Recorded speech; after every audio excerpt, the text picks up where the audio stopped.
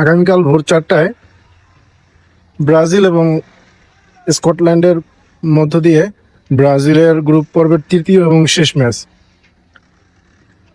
খুব সম্ভাব্য কোনো প্রকার দুর্ঘটনা না ঘটলে ব্রাজিলে আগামীকাল নেইমার জুনিয়র থাকতেছে। আসলে অ্যাজ এ ব্রাজিল ফ্যান,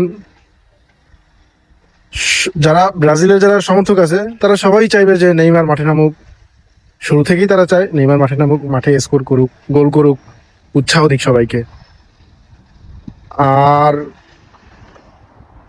সবার কথা আমি জানি না, কিন্তু যে আমি যেটা উপলব্ধি করি সেটা হচ্ছে নেইমার না, শুধু এরকম লেজেন্ডারি যত প্লেয়ার আছে, মেসি, রোনালদো, এমবাপ্পেও খুব দারুণ পালন করে।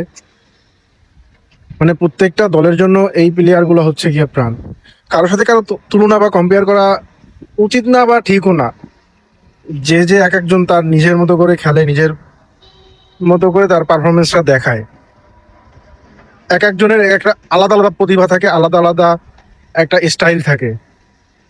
তো নেইমারেরও কিছু স্টাইল আছে যেগুলো দেখে আসলে বলাই যায় যে ব্রাজিলের প্রতি ভালোবাসাটা একটু হলেও বাড়ছে।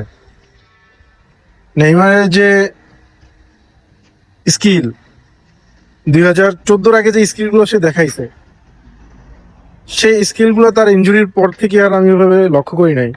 কিন্তু তারপরও আশাবাদী স্টিল যে নেইমার মাঠে নামবে, গোল করবে, নিজে নাচবে এবং দর্শকদের নাচাবে সেই সাম্বার তালে তালে।